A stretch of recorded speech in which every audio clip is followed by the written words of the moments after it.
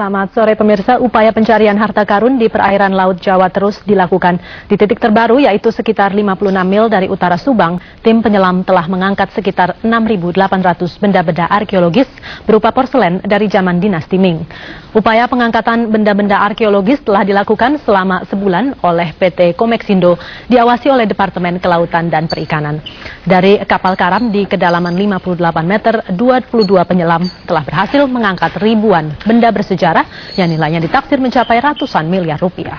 Bahkan di lokasi 786 lintang selatan dan 275 bujur timur di perairan Laut Jawa ini, diperkirakan jumlah harta karun yang ada jauh lebih banyak dari harta karun yang ditemukan di utara Cirebon, di mana 271.384 artefak telah diangkat dan dalam upaya lelang. Namun proses pengangkatan di titik ini lebih rumit dibandingkan di utara Cirebon, karena titik penyelaman jauh lebih dalam serta kondisi cuaca lebih buruk. Nantinya hasil eksplorasi dan pengangkatan harta karun ini juga akan melalui proses lelang, di mana hasil penjualan akan dibagi dengan perhitungan 50-50 untuk PT Komeksindo dan pemerintah. Dirjen Departemen Kelautan dan Perikanan Aji Sularso menyatakan diprediksi ada lebih dari 480 titik kapal karam di wilayah perairan Indonesia yang berpotensi memiliki muatan-muatan bernilai.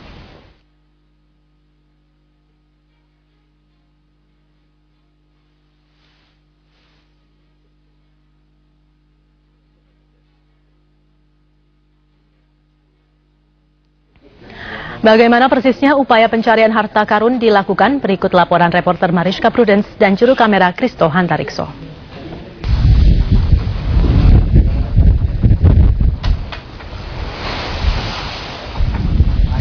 Ya pemirsa, lokasi saya berdiri ini adalah di perairan Laut Jawa. Ini kurang lebih 46 mil dari Belanakan, ini daerah Subang. Dan memang untuk saat ini masih belum dapat dilakukan penyelaman untuk melihat harta karun ataupun juga mengambil barang-barang dari kedalaman 58 meter. Namun tinggi gelombang ini sekitar 3 meter. Ini tidak memungkinkan untuk penyelaman, batasnya hanya setengah meter saja.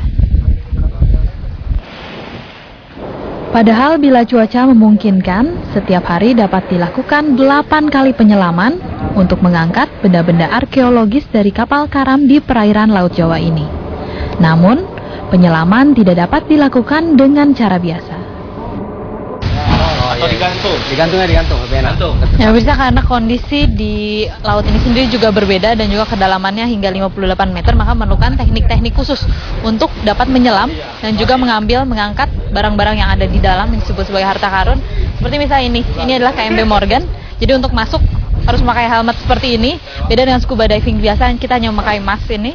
Dan juga udaranya juga langsung dari kompresor, bukan berupa dari regulator biasa. Nanti untuk masuk juga si penyelam ini akan masuk ke sini,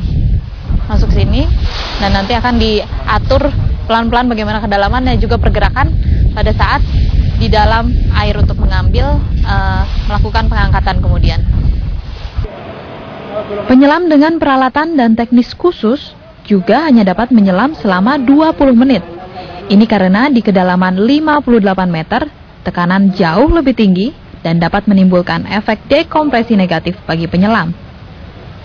Sudah sekitar 1 bulan, upaya pengangkatan benda-benda arkeologis dari kapal karam dilakukan oleh PT Komeksindo dan juga Departemen Kelautan Perikanan.